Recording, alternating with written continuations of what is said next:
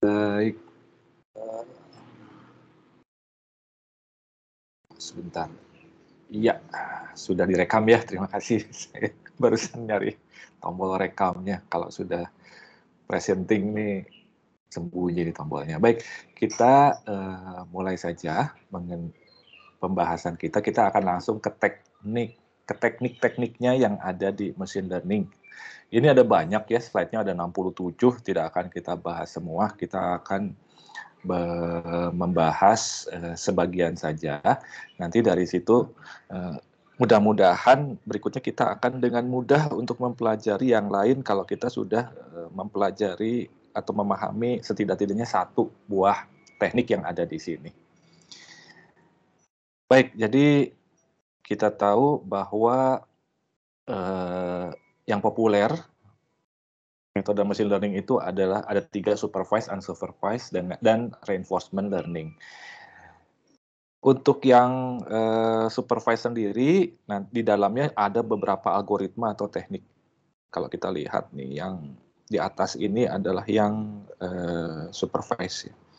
Kemudian yang kedua, yang unsupervised, contohnya yang di berikutnya. Ini hanya sebagian kecil dari teknik-teknik machine learning yang ada, masih banyak lagi dikembangkan sejalan dengan waktu. Kita hari ini kita akan coba lihat 3 saja datanya nih, sekilas ya, linear regression, kemudian KNN, kemudian dari unsupervised-nya kita akan lihat K-means clustering ya. Nah, kita coba lihat lagi mengenai metode atau konsep dari supervised learning. Jadi langsung saja ke gambar ini, kita review lagi yang kemarin bahwa pada supervised learning itu harus ada data yang diberi label nama. Yang labelnya ini adalah yang di bawahnya. Jadi ada sekian data, kemudian sudah ada labelnya, mana heksagon, mana segitiga, dan mana segi 4 ya. Nah, kemudian data ini dibagi 2 menjadi data untuk training, kemudian juga ada data untuk testing ya. Nah, ini ada di mana tes data ini adalah subset dari training data biasanya ya, karena datanya kan satu kesatuan gitu. Kemudian dibagi 2, ada diambil sebagian untuk training data ya, dan sebagian lagi untuk testing data. Nah, setelah dipisah, kemudian training data, nah ini training datanya itu digunakan untuk membangun model. Kemudian hasilnya adalah suatu model prediksi. Nah, setelah itu, kalau sudah selesai terbangun modelnya, maka dimasukkanlah tes datanya, sehingga dia sudah bisa membedakan antara label 1 dengan label 2. Mana yang square, mana yang triangle, mana yang segi 4, mana yang segitiga. Nah, tahapan tadi kalau kita lihat dalam bentuk diagram, ini kita bisa bagi ke dalam 7 langkah, mulai dari pengumpulan data hingga model tersebut digunakan.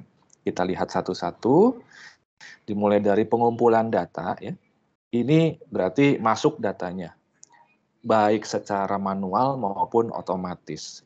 Data hasil penjualan yang masuk dalam bentuk Excel atau CSV ya, atau juga langsung dari sensor juga bisa. Kalau untuk IoT, untuk prediksi cuaca, prediksi kejadian, dari sensor seperti yang dari Google Map, nah ini kan langsung dari sensor dikumpulkan. Nah, saking banyaknya data, saking bervariasinya data, dari jenisnya, dari kecepatannya, sehingga harus diolah dulu.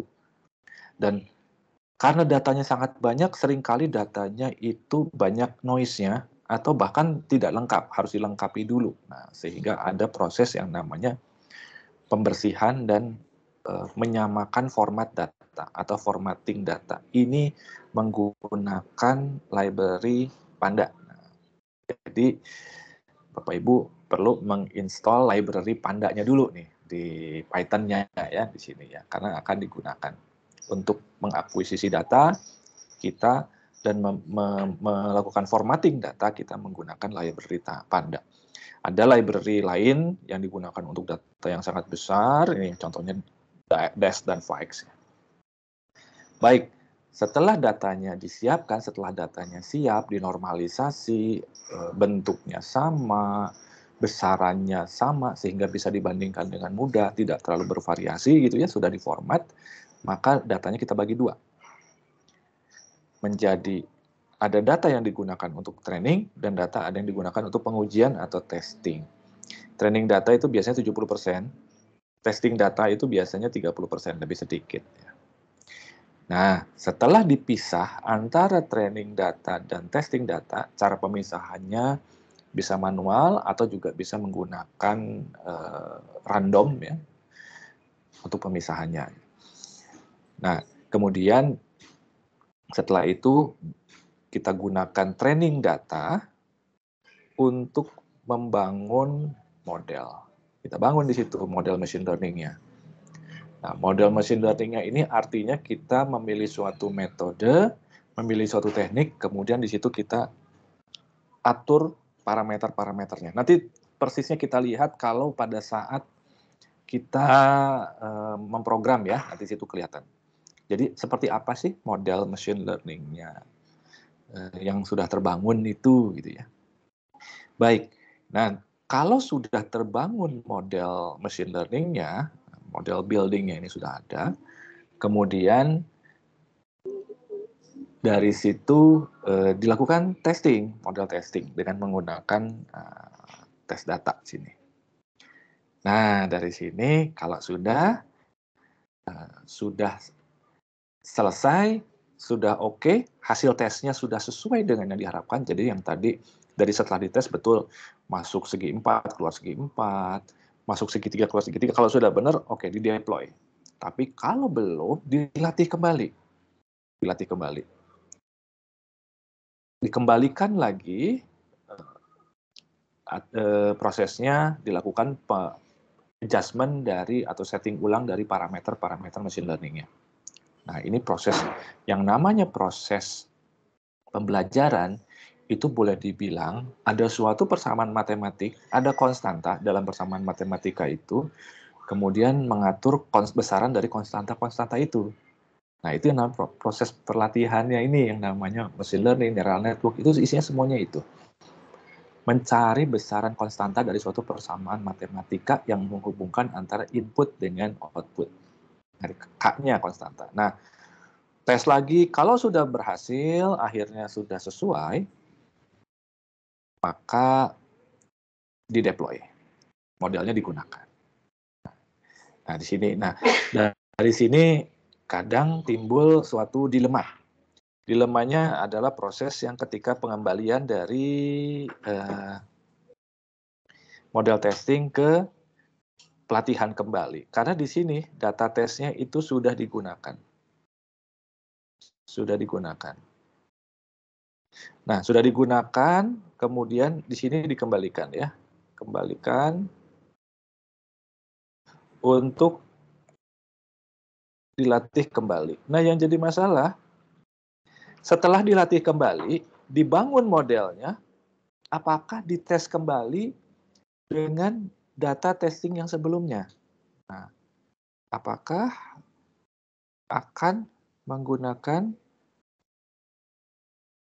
apakah dites lagi dengan data lama, data tes yang lama? Mengingat data tes yang lama itu sudah digunakan, artinya sudah bias. Nah, sehingga nanti pada saat, biasanya kalau sudah bias, ketika di-deploy lagi, ini biasanya sudah bagus. Nah, kalau dikasih data baru, kadang-kadang malah jadi kacau lagi. Nah, sehingga kalau kita punya data tes itu harus betul-betul data yang asli yang belum pernah digunakan sama sekali.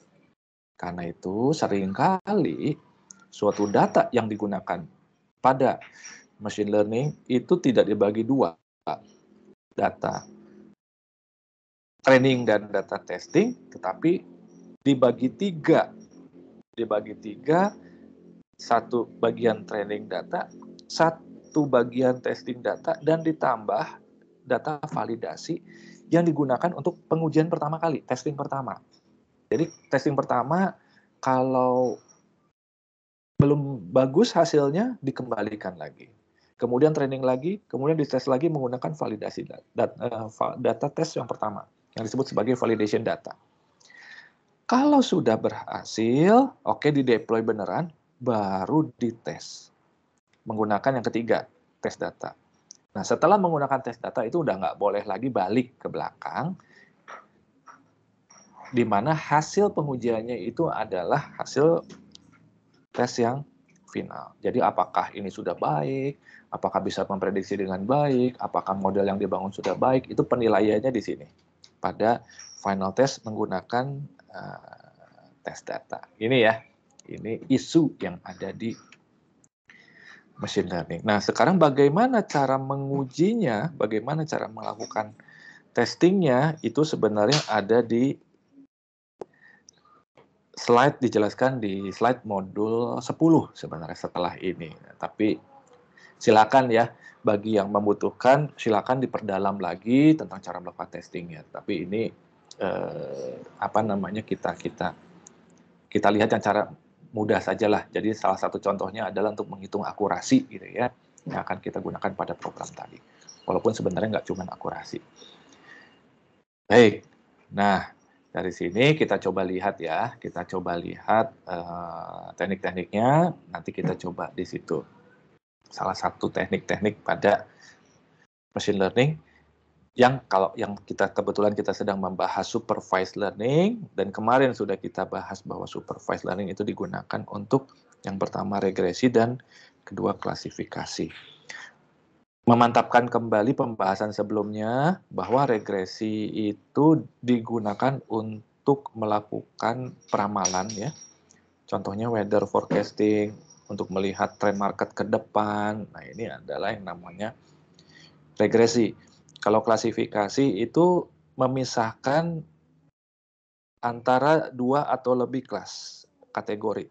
Apakah ya atau tidak, misalnya apakah laki-laki atau perempuan berdasarkan fotonya, apakah suatu kejadian itu benar atau salah, misalnya pada spam filtering, apakah ini benar spam atau bukan spam. Gitu.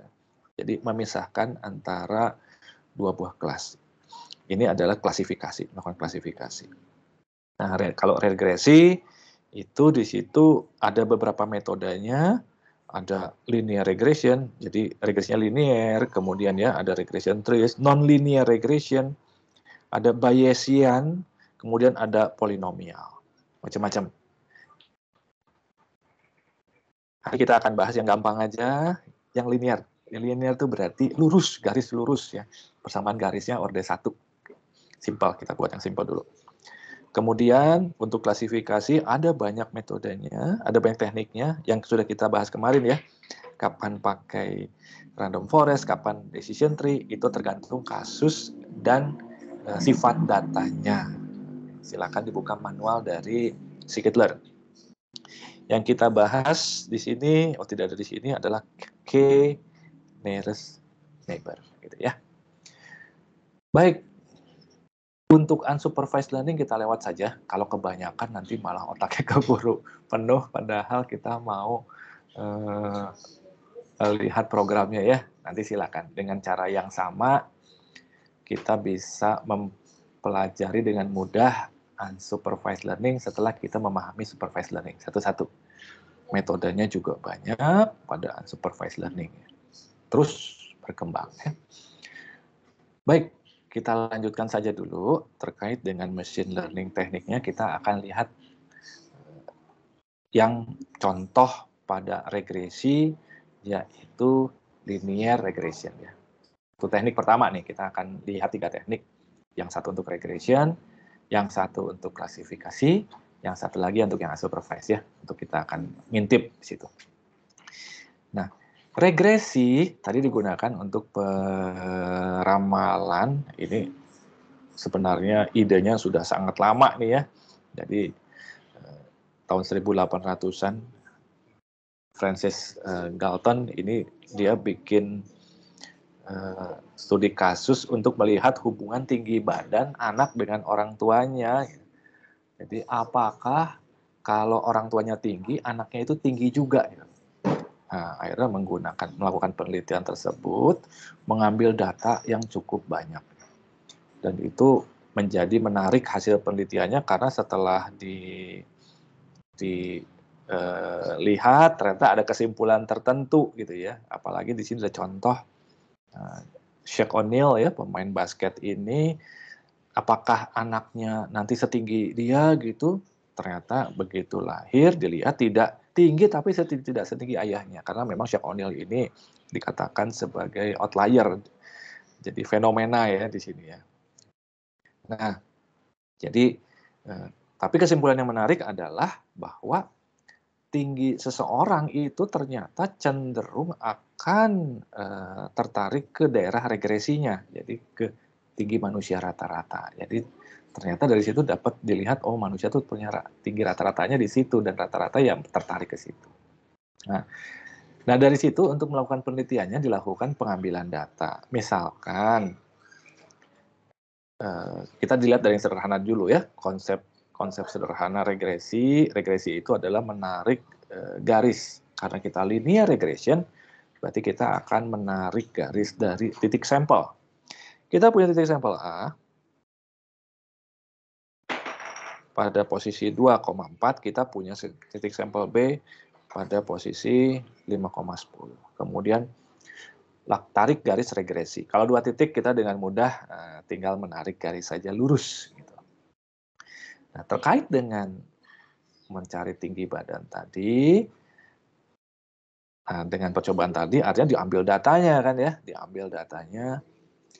Nah, dari sini antara tinggi badan ayah ini tinggi badan ayah, kemudian terhadap tinggi badan anak. Nah, diambil datanya banyak. Oh, ternyata titik-titik sampelnya itu sangat banyak dan menyebar gitu. Nah, proses regresi ini adalah membuat garis yang bisa mewakili titik sampel ini. Kalau linear regression berarti orde 1 dia menarik garisnya lurus. Kalau non-linear ya berarti bisa garis orde 2 gitu. Garisnya tidak lurus. Bisa bentuk elips, bisa bentuk parabola atau apapun. Gaussian gitu ya. Nah, di sini karena kita hendak menarik garis, yang mana garisnya sebagai sampelnya? Apakah seperti ini? Apakah seperti ini? Apakah seperti ini? Nah, salah membuat regresi akan membuat kesalahan prediksi karena arahnya berbeda-beda gitu. Nah, sehingga digunakanlah metode machine learning untuk mencari rata-rata dari titik-titik ini sehingga diperoleh kurva regresinya gitu ya. Jadi tujuan kita adalah mencari garis yang paling tepat. Nah, kalau tepat benar nggak bisa karena titik-titiknya nyebar ya. Yang bisa meminimalkan error gitu antar titik-titik tersebut gitu ya, between all the point ya. Nah, dari sini ada berbagai macam metode yang bisa digunakan gitu ya. Metodenya ya ini sum of square error, sum of absolute error gitu. Nah, di sini kalau square error berarti errornya dirata-ratakan. Kalau absolute error berarti errornya dimutlakan ya di sini ya. Ini adalah cara-cara menghitung yang umum digunakan dalam perhitungan error. So, ada sum of error, dijumlahkan saja, ada yang dikuadratkan, square error gitu ya. Ada yang setelah dikuadratkan diakarkan kembali atau root mean square error. Ya, itu adalah metode-metode untuk menghitung error yang dibahas sebenarnya di slide berikutnya ya, di situ ada. Jadi kenapa pakai ini, kenapa pakai itu, gitu ada dasarnya. Baik, kita lihat dulu secara sederhana cara menghitung misalnya square error ya, atau least square method di sini. Nah, kalau kita punya data-data yang menyebar dan kita hendak mencari garis yang paling mewakili seluruh titik-titik sampel ini, kita mencoba menghitung total minimal jarak dari masing-masing titik sampel. Kalau titik sampelnya sedikit, kita bisa dengan mudah gitu ya. Tapi kalau sampelnya banyak, akhirnya kita menggunakan alat bantu komputer, dalam hal ini menggunakan machine learning. Nah ini, jadi machine learning itu maksudnya di sini. Gitu. Nah, ini yang diklaim sebagai machine learning untuk regression. Oke. Yang kedua, ini adalah untuk klasifikasi ya, untuk klasifikasi KNN. Nah ini kalau KNN ini juga lebih mudah kelihatannya membayangkannya. Ada kurva yang melihat hubungan antara berat suatu binatang dengan tinggi suatu binatang. Di sini misalkan yang hendak dibandingkan adalah kuda dengan anjing di sini, horse versus dog. Kemudian dari kurva tersebut ternyata diperoleh bahwa kuda itu cenderung lebih berat dan lebih tinggi yang diwakili oleh warna merah, biru itu cenderung lebih ringan dan lebih pendek dari kuda gitu ya. Nah, datanya kemudian sampel datanya diplot di sini. Dah, sekarang ada data baru. Ada data baru, nah, letaknya di sini. Data baru nih, data A. Nah, akhirnya masuk data A. Ini ada binatang baru, beratnya sekian, tingginya sekian, yang letaknya di titik A ini. Apakah ini kuda atau anjing? Data baru ini, maka kita bisa mengatakan dengan sangat mudah bahwa ini kuda karena dia berada di daerah merah.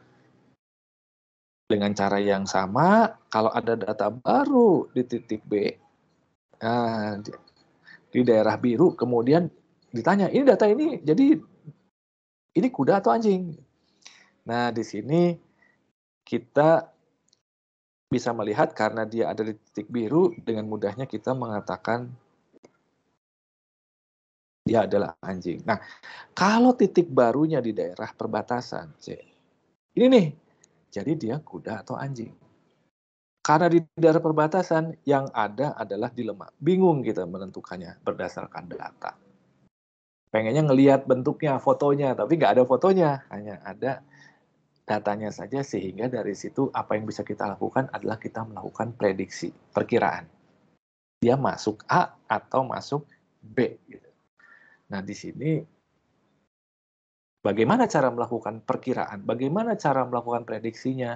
Nah, salah satunya adalah dengan menggunakan metode K nearest neighbor ya. Nah, konsepnya bagaimana? Nah, konsepnya adalah titik barunya itu adalah yang ada bintang. Ini yang ada bintang itu adalah data barunya. Yang mau ditanyakan. Jadi dimasuknya kelompok A atau kelompok B. Nah, tadi itu. Nah, akhirnya kita dengan menggunakan metode K nearest neighbor gitu ya. KNNK nearest neighbor. Nah, di sini kita mencari tetangga yang terdekat sebanyak K, di mana K-nya yang kita yang tentukan. Maunya K-nya berapa? Misalnya pertama K-nya 3, artinya ambil 3 tetangga terdekat dalam radius yang sama. Ambil 3 tetangga terdekat yang di situ terdapat 3 tetangga terdekat karena kita memilih K-nya sama dengan 3.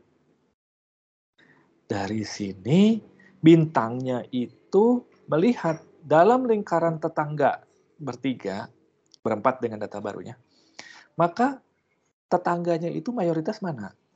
Yang B atau yang A? Karena banyakkan yang B, yang ungu ya, yang magenta, maka data barunya itu diprediksi adalah B. Oh, berarti dia B nih. Karena dalam lingkaran K sama dengan 3 tetangga, ini mayoritas B. Tapi ternyata bisa berubah kalau kita ganti K. Kalau K-nya sama dengan 6, ini bisa kita lihat ya, kita buat area lingkaran dengan memasukkan 6 tetangga. Kemudian tidak lagi kita lihat yang 3 tetangga, kita hapus. Nah, maka di situ kita lihat, kita hitung mana yang mayoritas, A atau B. Ternyata A-nya 4, B-nya 2. Oh, ternyata sebenarnya kelihatannya si data barunya ini A nih, bukan B. Jadi masuk kategori yang A. Nah, ini adalah KNN. Jadi yang namanya melatih itu sebenarnya mencari nilai K yang paling tepat.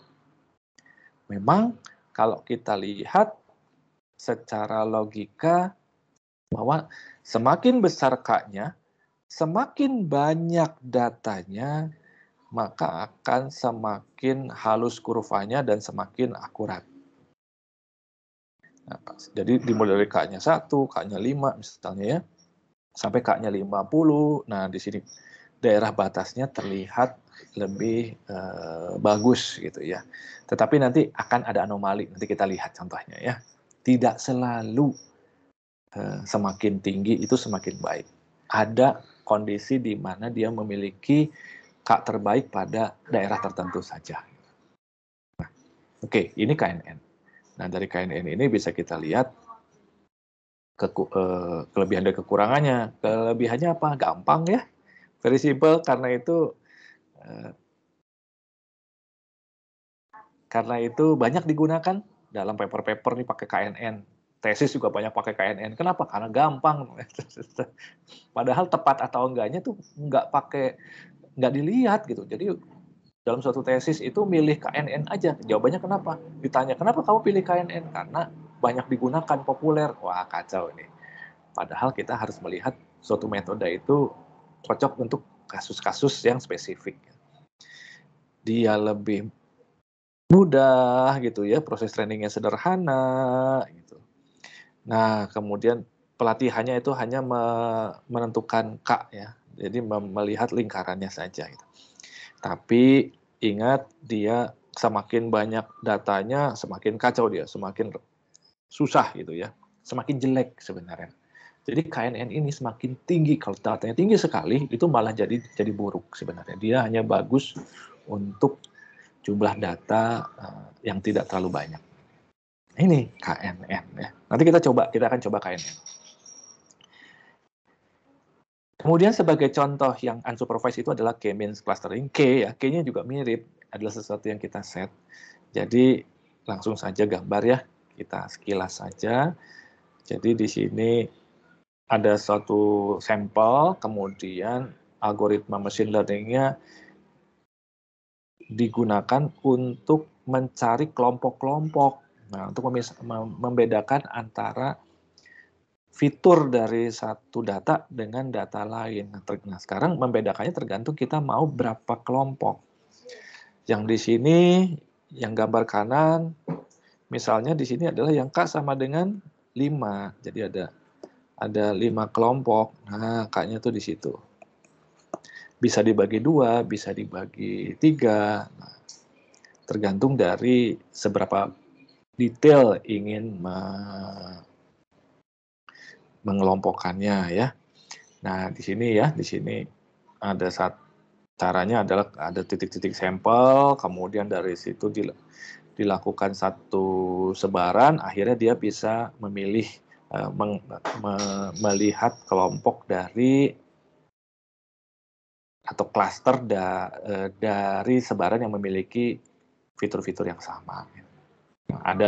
Ada banyak caranya ya, ada caranya, dan di sini ada banyak alternatif dari K-nya gitu ya. Tapi kita harus hati-hati, ini harus dicoba-coba karena sebenarnya dia K-nya itu, kelompoknya itu hanya 2, dipaksa 4 ya jadi kacau juga gitu. Atau K-nya ada 6 tapi kita hanya ngelompokkan K-nya jadi 2, ya ini menjadi tidak akurat. Nah, ini sehingga pemilihan K ini menjadi penting di sini ya. Oke, ini teorinya. Sekarang kita mau percepat saja ke ini ya, kita coba percepat ke kode program. Baik ya. Baik, ini saya ganti dulu slide-nya sebentar. Kita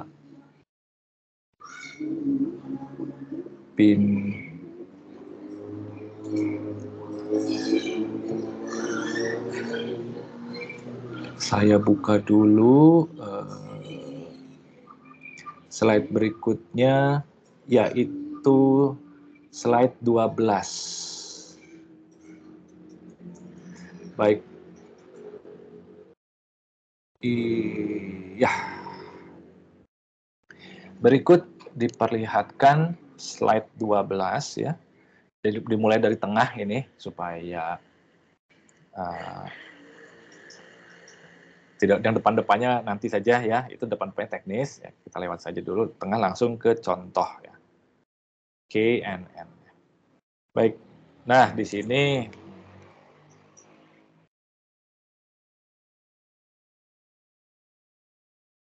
kita ini contoh programnya. Programnya sendiri ada di EduNext modul 12 ya. Di situ ada file KNN IPYNB-nya. Nah, ini file IPYNB ini ya file kode Python-nya Jupyter Notebook ya di sini.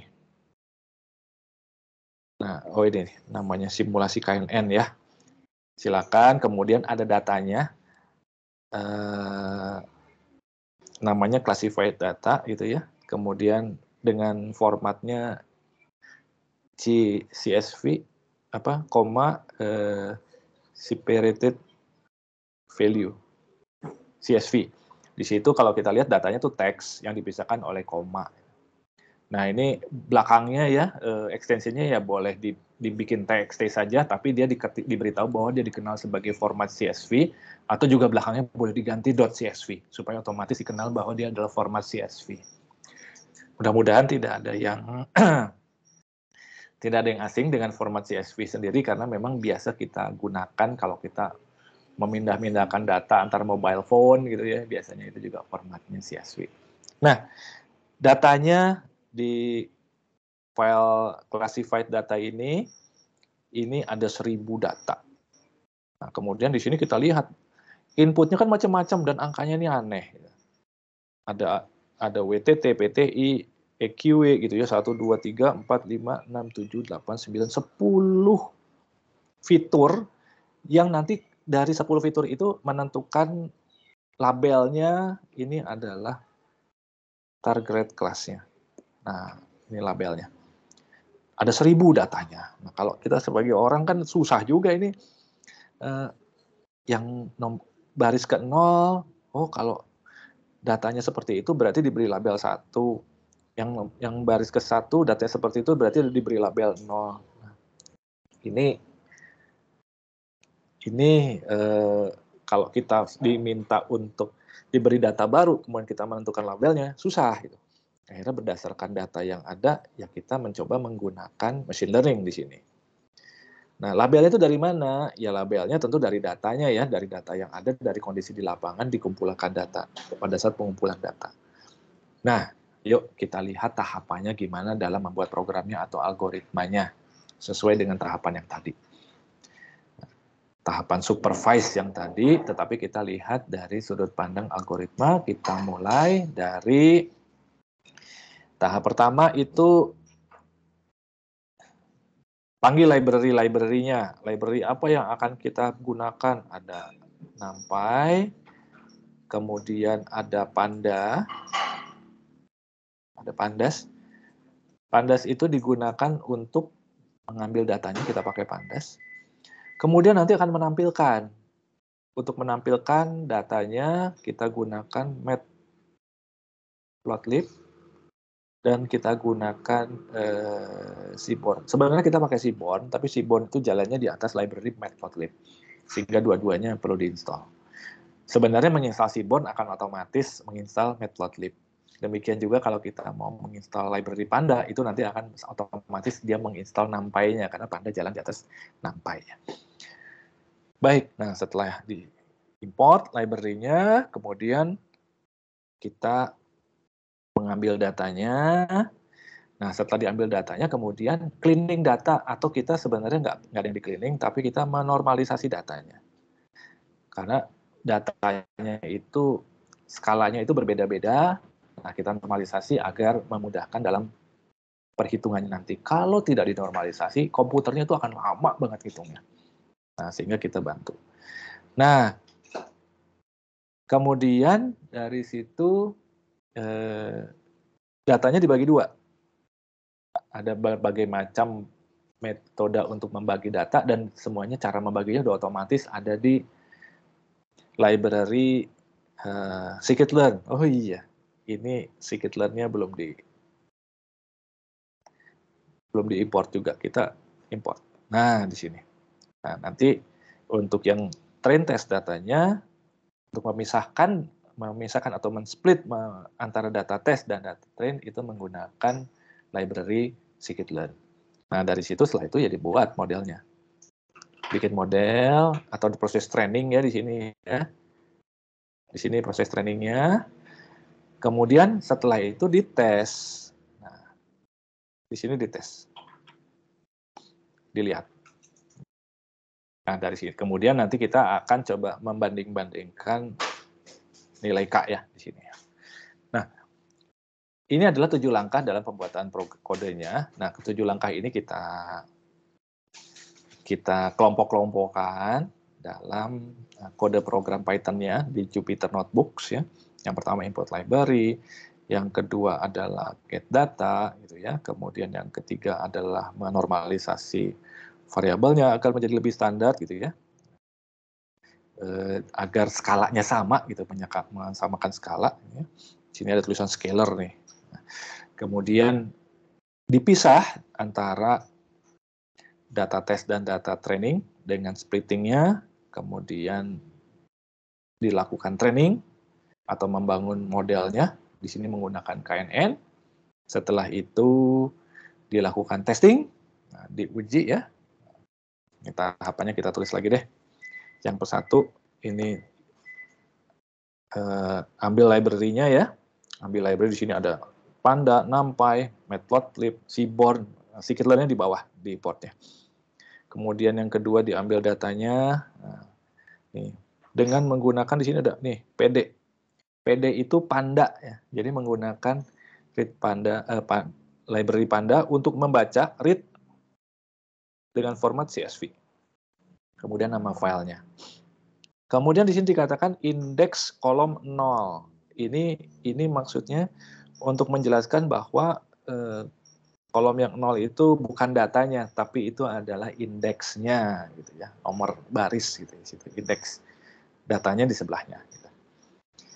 Baik, kemudian ada instruksi di baris 21 ya, ini ada di F head. Nah, di F itu singkatan dari data frame, data tempat penyimpanan data yang sudah diambil. Head itu ingin melihat 5 baris pertama, supaya untuk melihat benar apa enggak.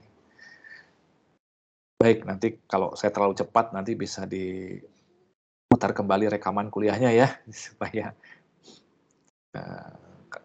bisa semakin paham gitu. Kemudian dari situ dilakukan normalisasi, diskalakan ya data-datanya supaya memiliki skala yang sama gitu ya. Nah, setelah dinormalisasi data-datanya, kemudian mulai dilatih. Tapi sebelumnya data yang ada itu dipisah dulu. Nah, ini antara train data, dipisah antara train data dengan tes data. Di mana tes datanya itu sebesar 30%. Berarti sisanya train datanya ada 70%. Tahu dari mana ini? Tes datanya 30%, 0,3. Setelah itu dilatihlah. Nah, kemudian setelah itu dilatih untuk membangun model. Hasilnya adalah menjadi model, ada parameter-parameternya dari situ, kemudian dilakukan evaluasi. Nah, dilakukan proses evaluasi. Nah, di sini dilihat akurasinya. Nah, dilihat ini tulisan akurasinya gitu ya. Di sini kelihatan angkanya adalah berapa? 0,91. Nanti kita bandingkan ya. Untuk akurasinya ini berapa gitu ya nilai-nilainya. Kalau K-nya itu diubah-ubah. K-nya tadi ya. Berapa yang tetangganya itu gitu ya. Nah, bagaimana metode untuk bagaimana parameter pengukuran kinerja dari machine learning? Ini ada precision, ada recall, ada F1 score, nanti silakan dilihat materi yang lain. Tidak kita bahas dulu di sini, terlalu banyak. Baik, kemudian setelah itu ya kita coba eksperimen untuk memilih nilai K-nya. Nanti kita akan melihat bagaimana hasil dari eksperimen tersebut ya.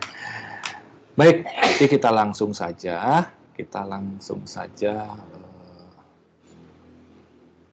untuk menggunakan Jupyter Notebook-nya. Nah, sebentar, ini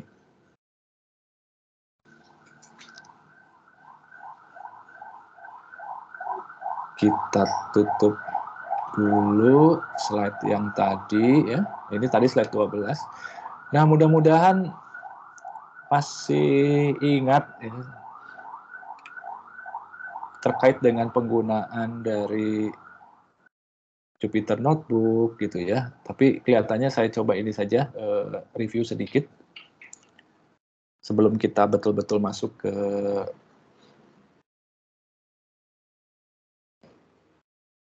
Jupyter Notebook-nya ya, ke Python-nya. Ini saya akan perlihatkan slide yang sebenarnya sudah pernah kita bahas pada beberapa waktu yang lalu tentang bagaimana cara setup dan instalasi dari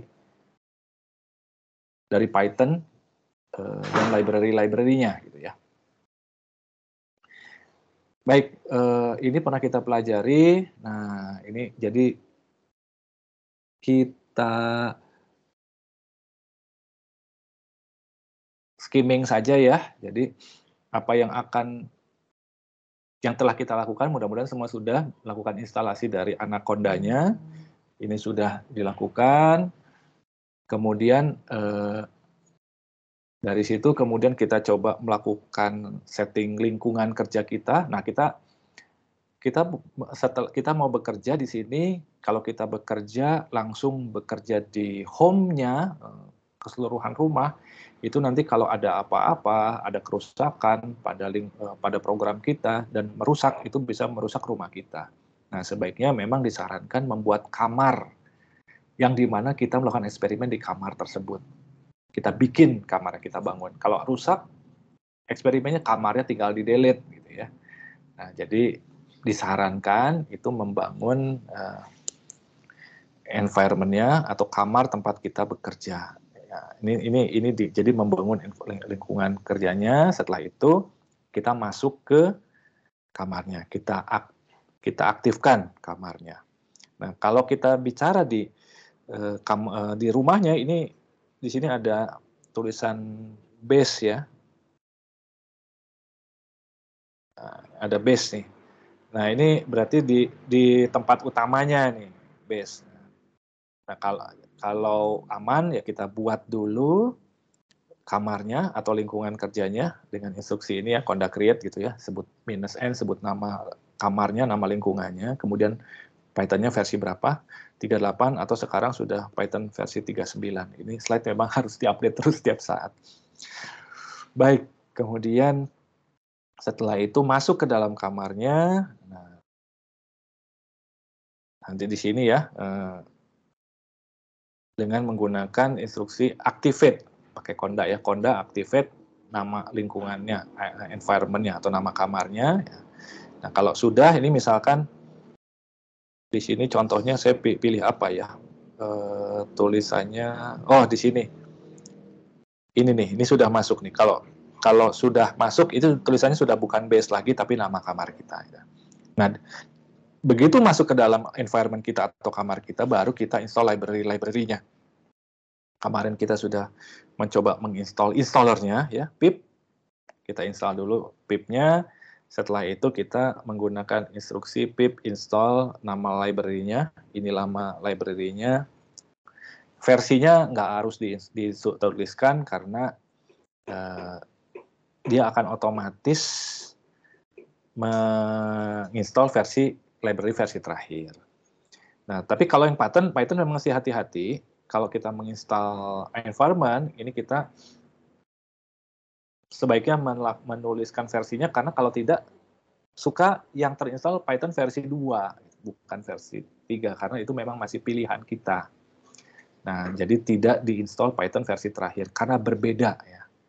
Nah, sehingga harus ditulis secara eksplisit. Sementara kalau mau menginstal library, ini kita bisa tidak perlu menuliskan versinya karena otomatis versi terakhir. Nah, Panda, scikit-learn gitu ya, Seaborn, Matplotlib, TensorFlow, ini kita coba install dengan instruksi pip. Nah, kalau sudah, tinggal kita jalankan Jupyter notebook-nya ya. Baik, kita langsung saja ke kode programnya ya, kira untuk mempercepat waktu. Baik, ini saya tutup dulu, kemudian saya akan pindah komputer. Nah, saya join dulu komputer sebelah ke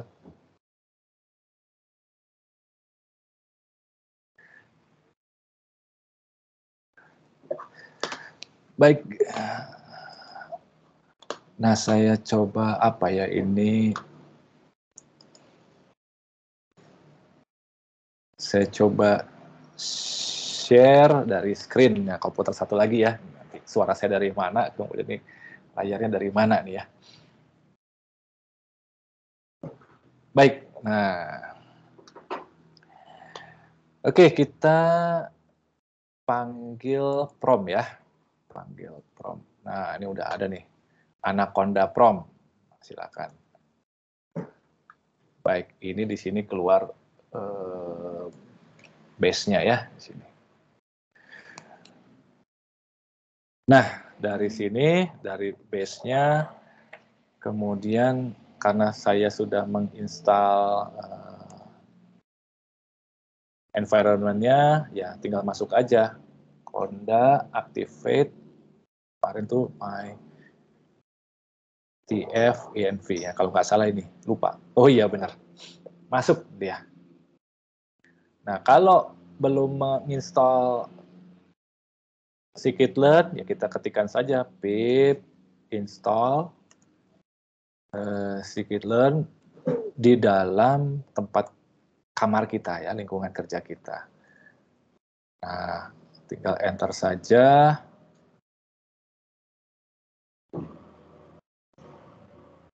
Dia, ini. Coba kalau kita Conda install NumPy,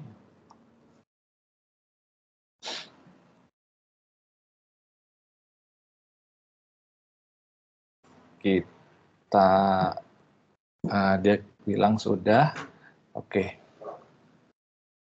Oh, dia ada update. Nah, kita bisa lihat nih, ternyata ada update. Nah, ternyata NumPy-nya ada update. Nah, dia melakukan instalasi dulu dari NumPy-nya, dia melakukan update. Nah, silakan ya. Tadi scikit-learn salah ketik saya, makanya error ya. Nah, ini adalah proses dari instalasinya. Gitu ya. Kalau sudah terinstall, ya dia akan memberitahu bahwa sudah terinstall. Kalau sudah terupdate, nah kalau ada update, dia memberitahu bahwa ini ada update baru dari library-nya gitu ya. Wah, ini jadi nunggu nih ya nggak apa-apa gitu. Supaya menjadi terbiasa buat kita semua. Jadi bagaimana menggunakan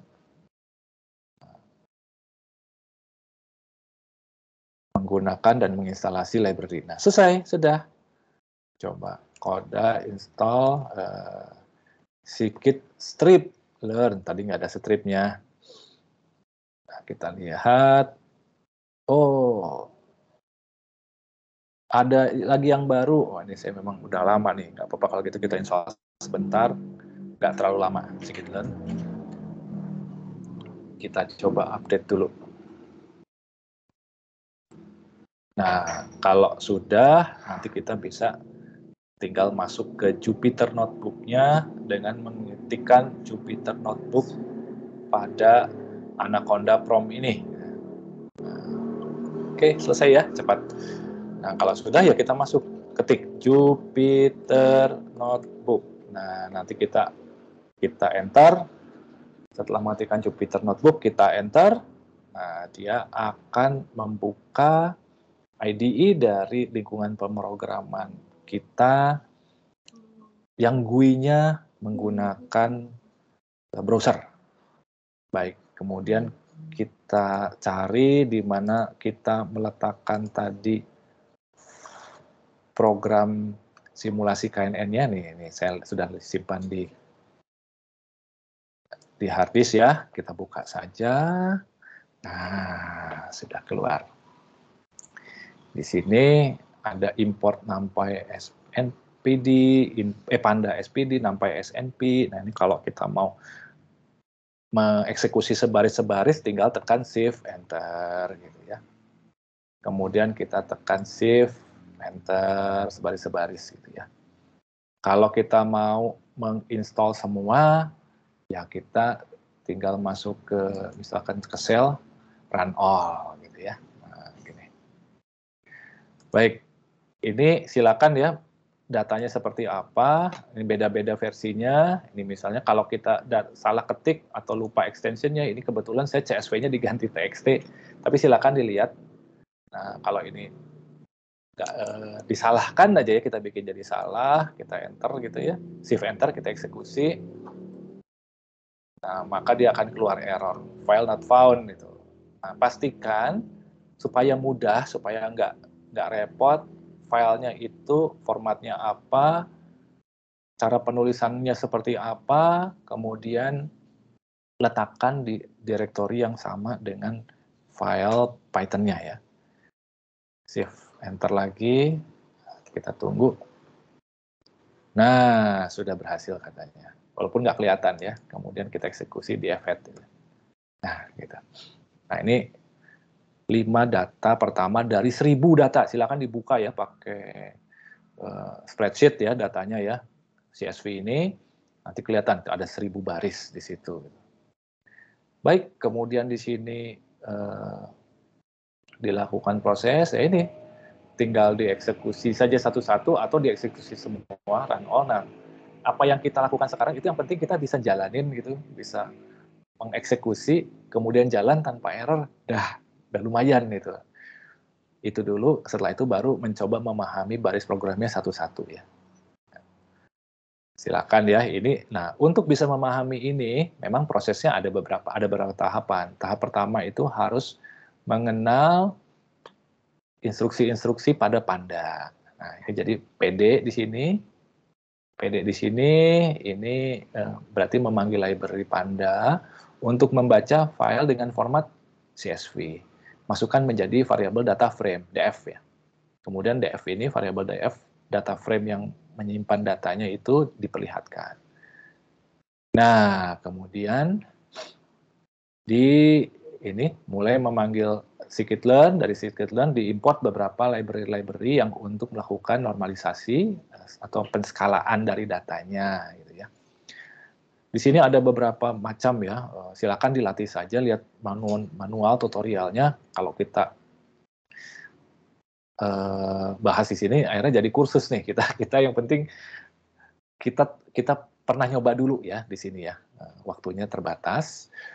Nah, setelah dilakukan scaling dari datanya, kemudian dipisah, ya, di sini terlihat 30% ya.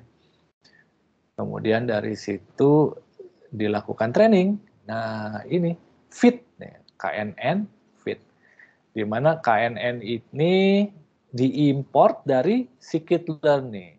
From scikit-learn neighbors, import, KNN itu Key Neighbor Classifier. Nah ini kita sedang mengimport library KNN yang berada di dalam library scikit-learn. Nah, kemudian di sini digunakanlah, nih ini ada instance KNN-nya digunakan ya. Nah, kita mulai membiasakan melihat kode Python ya. Bagi yang belum terbiasa ya nggak apa-apa. Kalau sering melihat nanti lama-lama jadi biasa. Kemudian setelah itu dilakukan prediksi. Nah, di sini berapa hasil nilai kinerjanya 0,89% ya. Nah, di sini. Nah, dari hasil pengujian pertama ya. Nah, kemudian dari sini kemudian kita kan mencari K. Nah, ini sudah ada baris program untuk mengetes untuk memplot beberapa nilai K dengan error rate-nya. Nah, ini menarik nih. Semakin bertambah K-nya, semakin besar K-nya, ini ternyata error rate-nya itu tidak jadi makin kecil, dia naik turun. Nah, ada error rate yang paling optimal di sini. Nah, sehingga bukan berarti K semakin besar, maka error rate-nya itu semakin baik. Walaupun dari awalnya kan masih tinggi nih errornya nih ya, dia turun, tapi bisa naik lagi. Nah ini, jadi semakin besar datanya, ini juga memang tidak membuat jadi lebih baik. KNN ini cocoknya untuk yang datanya kecil-kecil, ya 1000 ini cukup kecil. Yang besar itu kalau yang 100.000. Baik, kita coba K sama dengan 1, nah ini 0,89, K-nya dinaikin jadi 23, ini kita lihat, nah kinerjanya jadi 0,93%, ya, menjadi lebih baik hasilnya. Nah ini, jadi ini adalah proses pelatihannya dengan menentukan nilai K-nya. Oke, kita coba running sekali lagi ya. Ada yang berubah nggak? Cell, run all. Gitu. Nah, ini berubah nih setelah di run all nih. Nah, kurvanya juga berubah. Ya. Ini kenapa? Karena memang ada nilai random yang digunakan pada proses untuk menentukannya. Jadi nggak selalu. Nah ini, jadi ketika kita mengubah, nah ini kenapa sampai begini juga karena ini sebenarnya di sini sudah dilatih lagi. Nah jadi kurvanya akan semakin baik. Nah artinya apa? Artinya kalau memang mau menggunakan ini harus di restart dulu nih ya, jangan digunakan lagi. Ini parameter yang sudah ada, ini kan sudah ada di memori komputernya nih modelnya. Kemudian di run lagi menggunakan data yang data tesnya digunakan kembali gitu. Nah, ini yang menyebabkan akan cenderung dia sebenarnya akan semakin baik gitu. Nah, ini jadi menarik nih lihat. Walaupun ininya tetap sama ya. Arah pergerakannya tetap sama gitu ya. Nah, jadi inilah konsep dari machine learning. Nih, lihat ini. Dia terbaik di K30 ya. Nah, ini. Jadi ada proses-proses yang membuat yang namanya machine learning ini tidak bisa menjadi cukup akurat. Tidak bisa 100%. Pasti ada nilai batas. Jadi pada dasarnya machine learning itu digunakan untuk melakukan prediksi dan kita sebagai manusia menyampaikan berapa batas toleransi dari prediksinya. Kalau sudah cocok, itu machine learning digunakan. Kalau sudah sesuai toleransi. Tapi kalau tidak, ya dilatih atau tidak bisa digunakan. Nah, itulah machine learning. Oke, baik.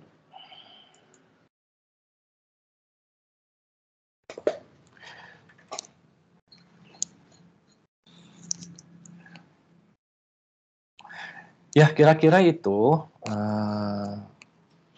sedikit mengenai ya supaya kita bisa membayangkan ya mengenai apa itu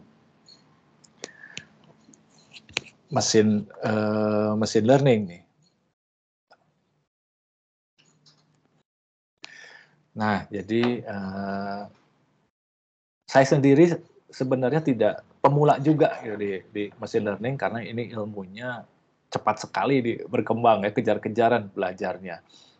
Padahal kita tahu untuk memahami sesuatu kita harus punya 10.000 jam terbang, tapi 10.000 jam terbang itu tidak akan sampai 10.000 kalau kita tidak memulai 1, 2. Nah, karena itu kita coba mempelajari, kita coba pahami sedikit maju yang mudah-mudahan bisa menjadi pemahaman semakin lengkap.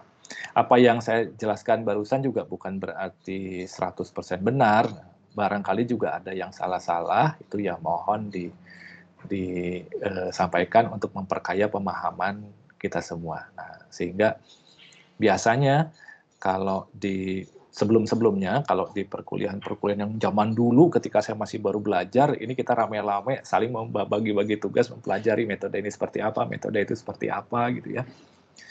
Nah, tetapi sekarang kelihatannya kita punya pendekatan yang lain karena kita sebagai S2 ini punya tugas lain ya, belajar untuk menulis. Nah, sehingga proyeknya berubah menjadi proyek penelitian seperti yang disampaikan oleh Pak Suhardi. Nah, kira-kira demikian apa yang dapat disampaikan mengenai machine learning. Masih banyak materinya, tapi kita cukupkan sampai di sini karena kita akan kejar ke materi neural network dan deep learning. Nah, itu ada hal yang sangat menarik lagi di situ yang perlu kita pahami. Jadi sebagai dasar sekali, mudah-mudahan ini bisa memberikan bayangan ya. Walaupun barangkali juga masih bingung, tapi ya setidak-tidaknya ada yang nempel lah mudah-mudahan. Dengan demikian, untuk pengembangan mesin learning berikutnya, mudah-mudahan bisa dilakukan dengan lebih mudah ya untuk memulainya gitu ya. Baik, materinya selesai sampai di sini. Silakan kalau ada yang ingin didiskusikan. Izin bertanya, Pak. Silakan, Mas Lutfi. Tadi kalau untuk proses training data ya, Pak ya. Kan kalau misalkan hasilnya itu memang belum maksimal, bisa dilakukan proses training data kembali. Nah, apakah dalam proses proses training data kembali itu ada batasannya nggak, Pak? Jadi sampai titik mana kita itu harus berhenti melakukan training data gitu. Ini udah ideal gitu nilainya. Nah, itu parameter atau indikator titik idealnya itu dilihat dari mana, Pak, gitu, Pak? Iya. Machine learning itu adalah alat bantu dari manusia. Machine learning tidak bisa bekerja kalau machine learning itu tidak mungkin dibangun kalau manusianya sendiri tidak bisa menghitung dengan paper and pencil. Nah, sebenarnya ada satu materi tentang fuzzy system. Nah, di situ di materi situ dijelaskan bagaimana cara menyelesaikan masalah dengan fuzzy, tapi kita harus menyelesaikannya dengan paper and pencil. Kita pakai bolpen dan kalkulator sendiri sebelum komputer menyelesaikan. Nah, artinya di situ kalau manusianya bisa menyelesaikan, oke, berikutnya komputer bisa menyelesaikan untuk skala yang lebih besar. Demikian juga machine learning. Oh, nanti neural network, deep learning. Deep learning kita akan pakai kertas dulu. Pakai kertas dulu, deep learning. Nanti setelah itu kalau kita sudah mendapat perhitungan, baru pakai komputer. Nah, artinya apa? Artinya kapan kita berhenti berlatih, kapan kita mengatakan datanya sudah cukup, itu kembali lagi ke pendapat subjektif dari manusia penciptanya. Kalau manusianya mengatakan bahwa itu sudah cukup, baik, gunakan. Kalau manusianya mengatakan itu belum cukup baik, itu tidak berarti dilatih kembali. Yang tentu kembali lagi ke kondisi dan kualitas dan kelengkapan dari si datanya. Paling mudah, gini, ambil data, di training. Kemudian dianggap, ya ini masih 85% ini. Bisa nggak dinaikin sampai 90%? Training lagi, training lagi, training lagi. Kalau naik turun di situ, berarti udah nggak bisa diapa-apakan lagi. Solusinya apa? Solusinya ditambah datanya. Nah, akhirnya ada pertanyaan. Kenapa ya kok susah amat sih naikin 1% aja? Jadi, tempo hari ini di ITB ini pernah kerjasama dengan PLN untuk memprediksi trafo, ya gangguan pada trafo, karena menaikkan 1% prediksinya itu bisa menghemat ratusan juta rupiah. Gitu. Nah, sehingga kita ingin akurasinya naiklah 1% aja. Nah, ternyata itu sulit ya. Ternyata itu sulit untuk menaikkan prediksinya. Kenapa? Karena datanya sendiri itu yang bikin susah sulit itu kalau datanya kurang bagus. Kalau kita membuat datanya itu kita ngarang sendiri dan datanya sangat bagus, itu nanti 100% deh.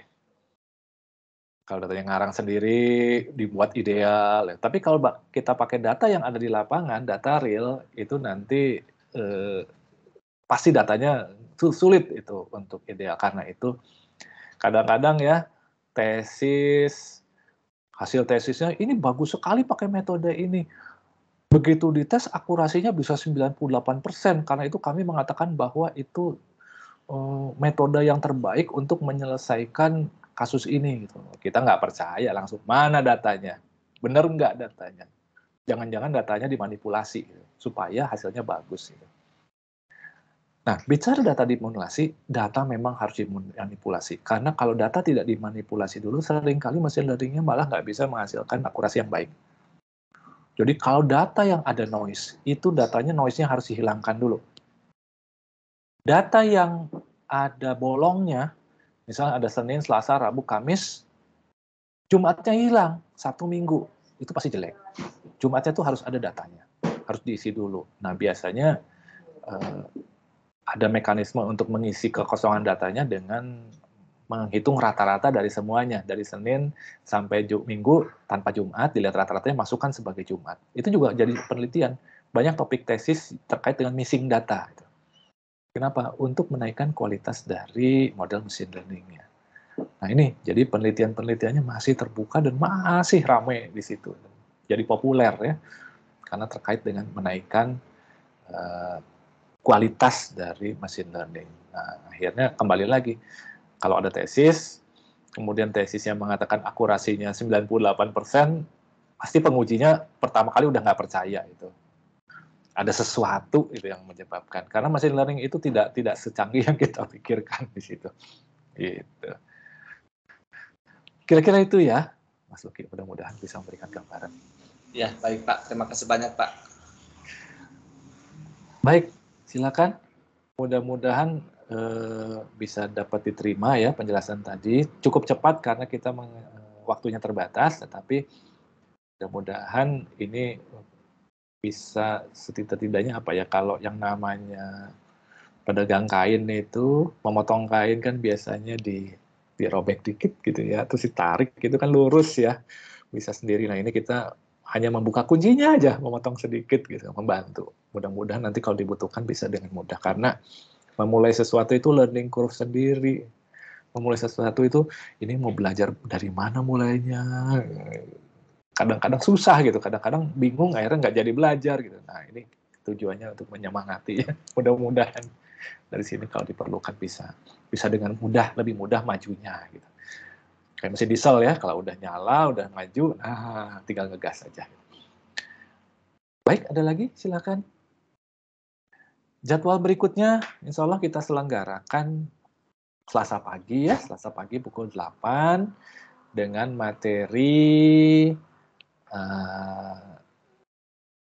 neural network dan deep learning gitu ya. Mudah-mudahan ini untuk dasar pemahaman kita mengenai deep learning yang sangat populer ya. Nah, kita jadi kalau ditanya deep learning itu apa, kita harus bisa jawab. Deep learning itu apa? Itu barang lama itu, barang yang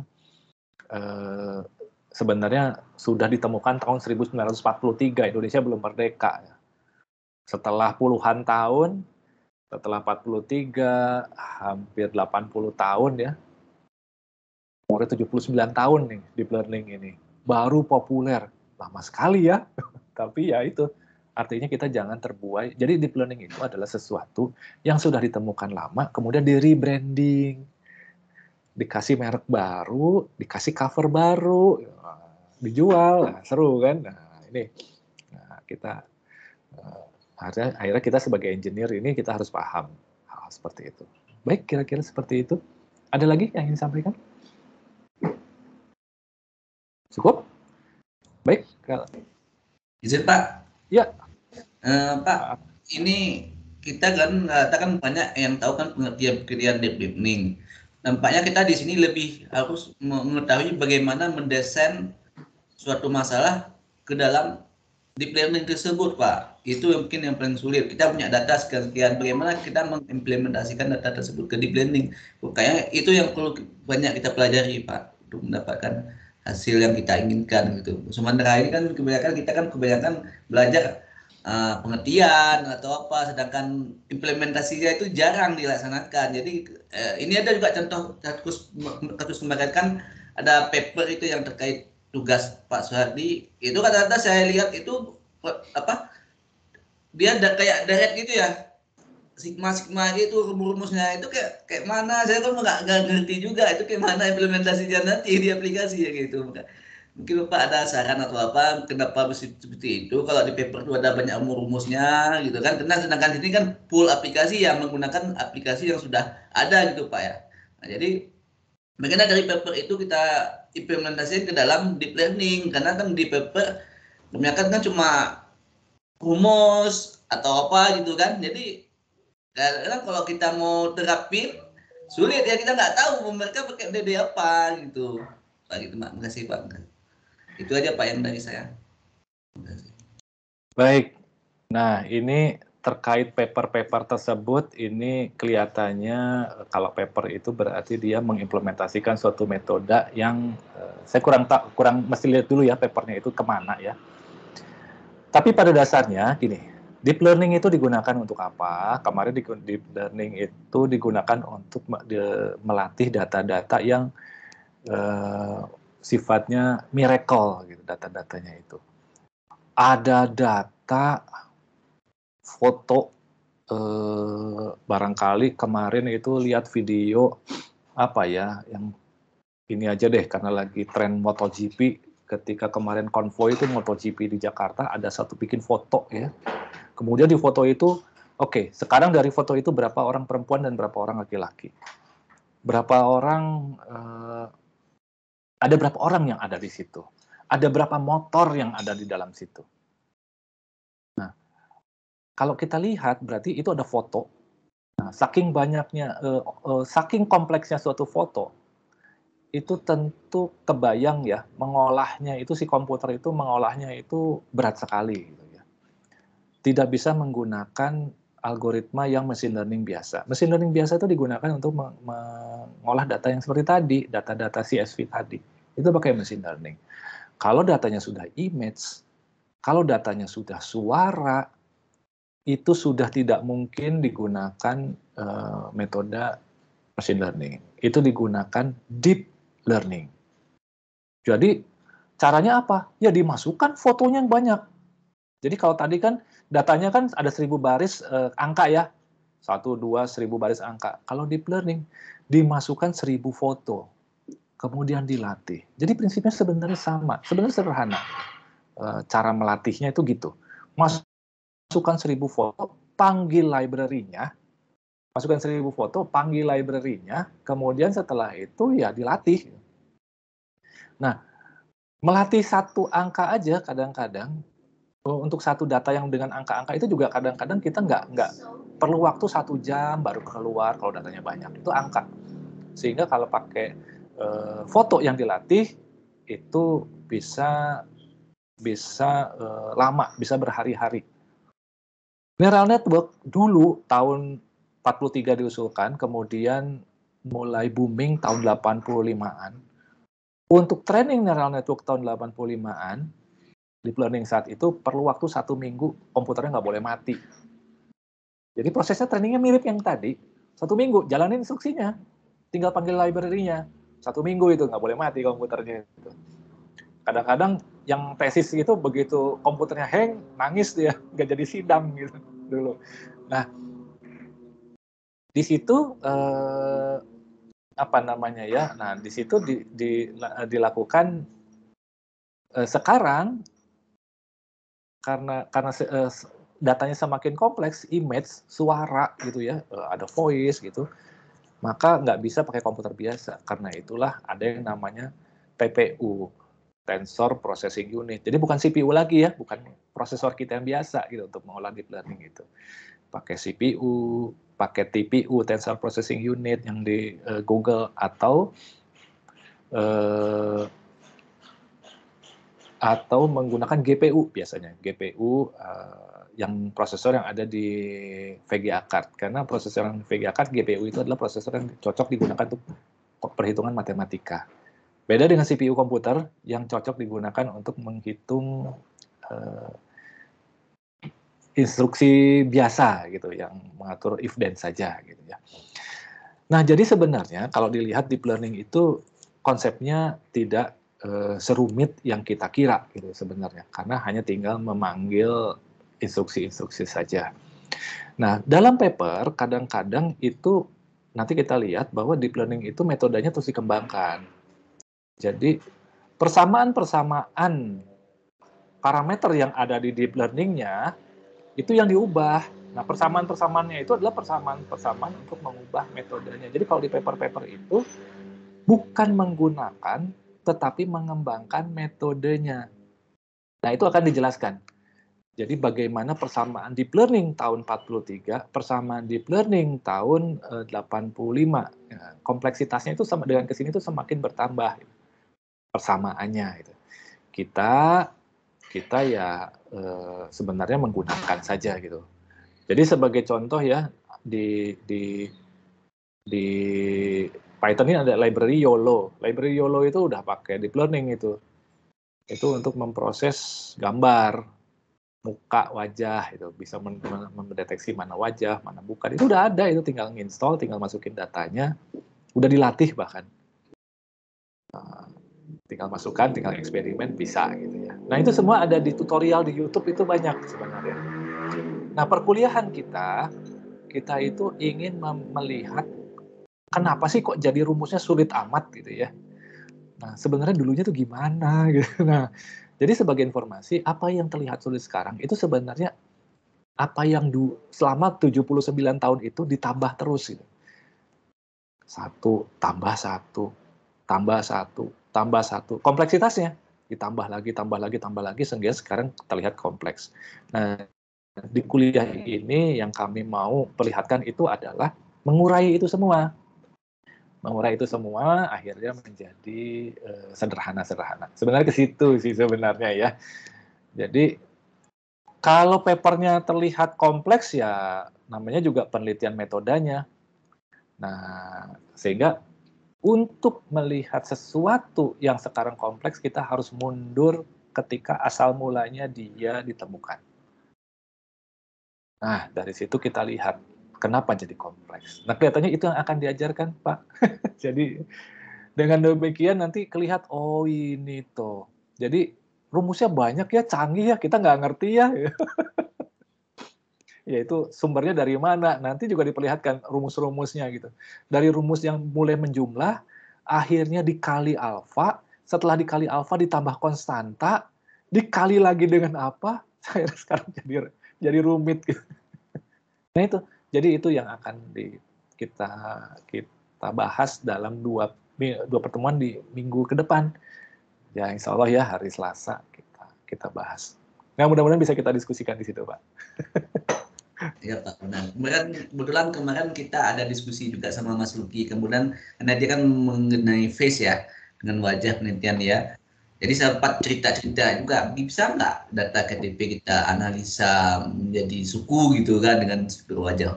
Oh, mestinya bisa kata machine learning. Nanti bisa ngambil data Bang Heru dari NTB, saya dari Aceh. Saya bilang tidak mungkin kalau learningnya cuma satu data gitu, minimal kalau data wajah itu makin banyak makin bagus Pak ya. Sampelnya itu di Papua nanti atau apa seperti itu. Memang kalau untuk wajah mengekstrak data dari wajah itu memang agak sulit kan, kita lihat bentuk rahang, matanya, lubang mata, atau keningnya, atau apakah kita harus ada ilmu sendiri untuk menganalisa hal itu sehingga bisa melihat dia itu suku apa. Kayaknya kalau suku itu mungkin masih sulit, kemungkinan ras ya. Kalau itu lebih apa namanya, kalau suku ya Pak ya, kalau Papua wajah apa namanya ras atau apa gitu saya kurang ngerti juga. Berarti harus ada ilmu yang mempelajari hal tersebut sebelum kita membawa hal tersebut ke deep learning gitu Pak. Itu Pak ya maksudnya ya. Jadi sebelum kita mengekstrak data dari apa sesuatu yang kita pelajari dari ilmu yang lain gitu. Jadi kita bisa pilah-pilah data-data apa yang bisa diambil dalam contoh kasus ini di wajah tadi sehingga bisa kita menentukan itu wajah suku atau dia itu jenis kelamin atau kayak mana seperti itu Pak. Itu saya sempat diskusi juga sama Mas tadi itu Pak. Terima kasih. Baik, terima kasih Pak Armi. Jadi mengenai deteksi wajah itu foto dari wajah memang diambil age-nya. Kemudian diambil ada perhitungan antara mata, jarak mata, hidung, mulut gitu ya. Akhirnya diambil fitur. Jadi dari suatu wajah itu diambil, diekstrak fiturnya. Fiturnya akhirnya bisa membedakan, dari hasil penelitian bisa membedakan gender atau juga ya suku ya berdasarkan fitur wajah yang ternyata unik. Tetapi data yang ada dan penelitian yang sudah dilakukan itu pada ras Kaukasia, jadi orang Barat. Karena datasetnya banyak di sana karena mereka memang lengkap datanya dan sudah dilabeli dan sudah dilatih. Di negara-negara dengan berkulit gelap di kita di Indonesia, di Afrika itu datanya tuh belum ada. Gitu. Nah, jadi itu yang menyebabkan ketika banyak kejadian di mana modelnya deep learning-nya itu dilatih dengan wajah Kaukasia, tetapi ketika digunakan untuk orang dengan berkulit gelap. Nah, kacau itu. Gitu. Nah, intinya memang datanya tuh belum ada. Nah, kalau datanya udah ada, akhirnya kita bisa melihat fitur dari wajah setiap suku itu akan jadi menarik ya di situ ya, karena akan serunya lagi ya Pak ya kalau sudah terjadi pencampuran dari barat ke timur gitu ya, akhirnya diramalkan nanti anaknya ini akan jadi seperti apa. Ini kan menarik ya dari sisi penelitian ya. Akhirnya tapi ya gitu, datanya masih kurang Pak. Jadi kita masih kekurangan basis data dari fitur wajah manusia. Nah, persamaan-persamaan yang digunakan pada paper-paper itu adalah persamaan untuk menghitung fitur dari suatu wajah. Jadi wajah manusia itu dijadikan rumus, gitu, jadi persamaan matematika gitu. Nah itu yang susah. Setelah itu, yaitu masalah pengolahan. Nah nanti dari situ dilatih, di-learn ya, dengan fitur yang berbagai macam itu. Nah ini, jadi memang deep learning ini sangat menantang ya, dan terus berkembang. Pak, kalau masalah DNA Pak, itu kayak mana? Kan sering juga di YouTube tuh ada orang ngambil sampel DNA, jadi ketahuan 9% dia suku ini, 9% dia bangsa ini, 9% bangsa ini. Itu apa dengan deep learning juga Pak? Dia mereka mendapatkan data seperti itu, atau memang hasil dari lab prediksinya gitu Pak? Nah, kalau itu saya kurang tahu persis karena apakah data DNA itu dalam bentuk image atau dalam bentuk data angka. Jadi kalau sudah jadi data angka ya tidak perlu menggunakan deep learning gitu ya. Jadi kalau data angka itu DNA-nya jadi karakteristik DNA dari hasil pemeriksaan lab kemudian keluar urutan angka atau urutan huruf ya, RNA segala macam ya itu ya. Itu bisa diselesaikan dengan machine learning. Tapi kalau variasinya banyak barangkali perlu deep learning untuk menyelesaikan itu. Nah, kembali lagi deep learning itu ada yang supervised dan ada yang unsupervised. Kembali lagi datanya ada yang dilabeli dan ada yang tidak dilabeli. Mirip sebenarnya konsepnya sama gitu. Hanya kembali lagi deep learning itu biasanya digunakan untuk ya foto sih, untuk foto gitu. Mencari gambar tikus dalam sekelompok gambar kucing gitu. Biar ada gambar kartun itu kucing, mana yang bukan kucing. Nah, itu nggak bisa pakai machine learning. Manusianya juga susah nyari. Itu pakai deep learning gitu ya. Kira-kira itu Pak. Seru ya sebenarnya ya, menarik gitu ya. Jadi kurang nih 1 kuliah dengan 3 SKS sebenarnya. Masih lebih gitu ya. Tapi mudah-mudahan ini bisa menjadi pembuka ya, pembuka dari untuk belajar lebih lanjut. Baik. Barangkali itu ya yang dapat disampaikan hari ini. Semoga memberikan manfaat buat kita semua. Insya Allah kita bertemu lagi pada hari Selasa ya, pukul 8 pagi kita akan masuk materi konsep dasar dari deep learning. Ada lagi terakhir? Cukup ya? Baik, terima kasih kalau gitu atas kehadirannya semua. Sampai bertemu lagi. Selamat pagi, salam sehat untuk semuanya. Terima kasih Pak. Terima kasih Pak. Terima kasih, Pak. Terima kasih. Terima kasih. Terima kasih, Pak.